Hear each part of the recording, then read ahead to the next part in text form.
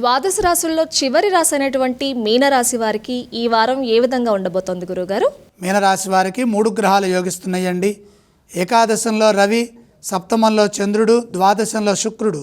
ఉద్యోగంలో అద్భుతమైన శుభాలు సాధిస్తారు. మీ ఆశయాలు ఒక్కొక్కటిగా నెరవేరుతాయి.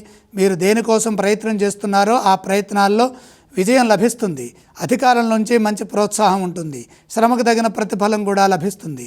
శ్రేయోదాయకమైన భవిష్యత్తు గోచరిస్తోంది. మీరు చేసే ప్రయత్నం ఫలిస్తుంది. పూర్వపుణ్యం సదా ముందుకు నడిపిస్తుంది. ఒక సమస్య నుండి బయటపడతారు.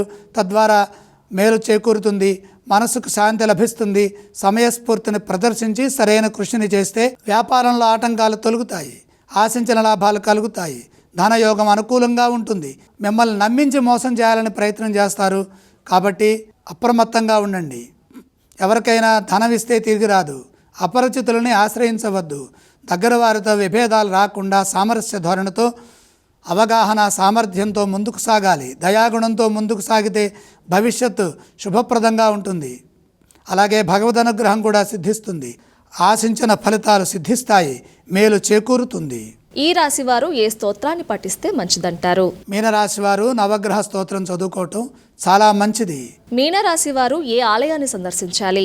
నవగ్రహాలని దర్శించడం ఉత్తమం. గురుగారు, మరి ఈ రాశి వారు ఏ విధానం చేస్తే మంచిది? నవధాన్యం అగ్నికి సమర్పించండి.